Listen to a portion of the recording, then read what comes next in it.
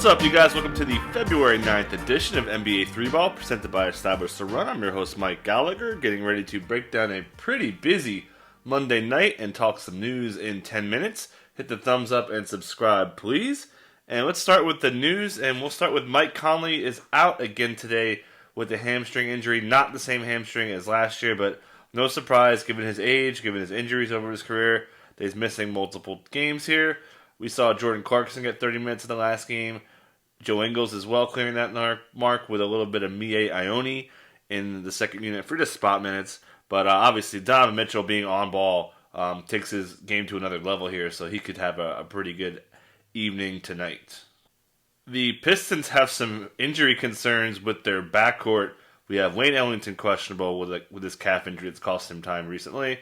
DeLon Wright, after 46 minutes, he is questionable with an ankle sprain. Sounds like it's minor, but keep an eye on that. Frank Jackson also questionable with an illness. And then Dennis Smith Jr.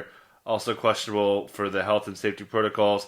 Dwayne Casey kind of said it may take 2 to 3 days to get cleared, so it sounds like Smith Jr. is closer to doubtful. Also said that his strength is in the pick and roll game, his speed, athleticism, and quickness on both ends of the floor. And he mentioned, too, that his Mavs days could translate to similarities within the system. So, again, I'm interested in what DSJ could do on this new team. But obviously, if all these guys don't play, probably it would be Saban Lee, who's been pretty busy on ball when he gets opportunity.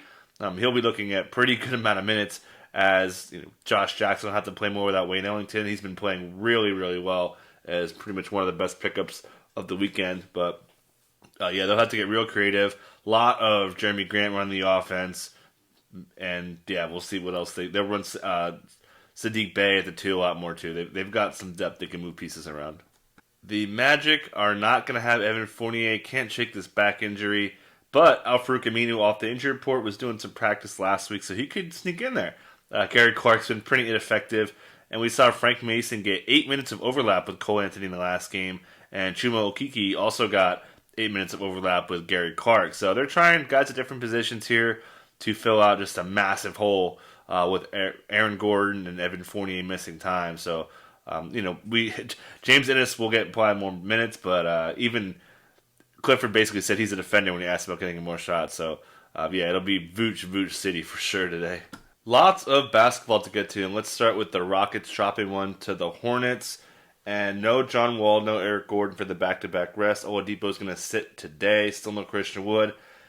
DeMarcus Cousins maybe was managed a little bit. Didn't play in the final 60 minutes. Garbage time kicked in at 4:31 left. So it was weird to see him not get subbed in as they went small. Again, we've seen a couple games now where Steven Silas will go with Nwaba, Tate Tucker, or two of those guys with Daniel House. And that was kind of the case again. So that was interesting to see. Cousins, foul trouble wasn't an issue here, so that was weird to see that his minutes were down. So maybe he comes back up today. Mason Jones again took over the backup point guard minutes. And Sterling Brown played a little bit more than expected, but pretty much that's going to go away once they get everyone back with Gordon and Wall back today. LaMelo Ball is just ridiculous. Tied a rookie franchise record for three-pointers with DJ Augustine and PJ Washington. He's just unbelievable, and he's going to probably be maybe the first rookie guard to be top 50 in 9-cat in a while. Dame was 51. Derrick Rose wasn't even top 100 in his crazy rookie season. Luka Woodley wasn't great his rookie season for 9-cat leagues either. But LaMelo is just a baller. Worth noting, Devontae Graham did do on-court work before the game started, so he's pretty close. So that means Malik Monk's run could run out a little bit here, and Miles Bridges would be a pretty obvious sell high. He's really benefited from extra minutes at the 3 here. Wizards get the win without Russell Westbrook. Saw Hal Neto have a minutes cap on him to get the start, with Ishmit behind him to handle the point guard minutes. Denny Avdija came off the bench because they wanted to, quote, activate Davis Bertans. Saw big playing time, 38 minutes. That's interesting to see. Rui Hachimura got a charge on his birthday. Played much better, but obviously that'll change. This rotation's kind of a mess. Alex Len also played some key minutes late. Beal said we love everything he's doing. He's been very consistent. He plays extremely hard. So this is a mess. Shouldn't feel really great about Len overall. But we'll see if he can kind of keep it going. He's what they need, a floor spacing guy who can protect the rim. So maybe he gets it going. But again, this is such a mess, especially with Bertans playing minutes at the 5. The Bulls shorthanded with no Lowry Markkanen. Channel Hutchinson also out for personal reasons. Wasn't going to be in the rotation anyways, so more minutes for Garrett Temple.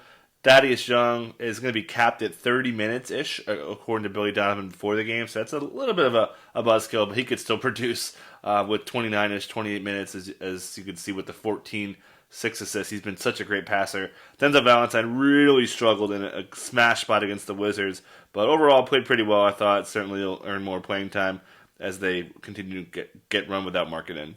Injury to the Raptors with Kyle Lowry having back spasms in the first half, limped to the locker room and got ruled out, call it 20 minutes later in real time. And Norman Powell got some point guard minutes here when they subbed out Van Vliet, and Van Vliet obviously killed it. They almost had 3 guys with 20 points. Pascal Siakam ran the point as well today. And I mean, these 3 guys are just going to carry the load if Lowry needs to miss time. Very noteworthy as well that Chris Boucher closed against the big body center and Jonas Valanciunas, who was going off earlier in the game, but Boucher really held his own, and I think they really like his offense, especially without Lowry to cut and to space the floor. So kind of a low-key winner would be Boucher if Lowry does need to miss time because of his offense being important here, and they won't be able to run that Baines, Lowry pick-and-roll stuff that they're doing with DHOs also. But, and also DeAndre Bembry started the third quarter and closed, so super low-key streamer, kind of DFS punt. Possibly if Lowry's missing time. We had Aaron Baines and we had Desmond Bain getting the start. You feeling shots? Getting his first NBA start. Looked pretty good. Had a couple off-rhythm shots, but they're asking him to produce off the dribble a little bit, which we weren't really expecting earlier in the season. That's kind of been like a 2-3 week thing now, where he's been kind of doing one dribble drives, kicking out. It's been really encouraging stuff. Obviously, no D'Anthony Melton certainly helped his case there to shift some rotation pieces around. Still saw some Xavier Tillman minutes at the 4 coming off the bench. Certainly discouraging. You really can't feel too good about holding him if he's going to come off the bench with Jovel back playing big minutes. Could certainly take away from Gorgie Jang, but eventually Jaren Jackson's going to come back. So the long-term upside for Xavier Tillman, not exactly too thrilling. And should just add, Jovel has hate in his heart with a big revenge game.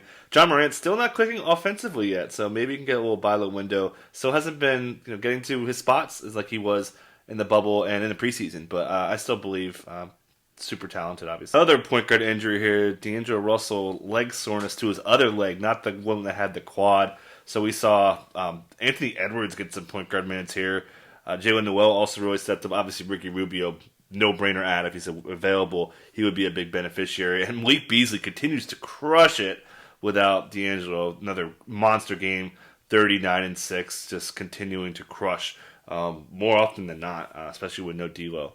And then also Cat's coming close. Talked about that on the solo pod. So some of these bigs are going to lose value real quick. Big win for the Spurs. Dejounte Murray hit a huge 3. Career high 8 steals, 10 boards, 27 points.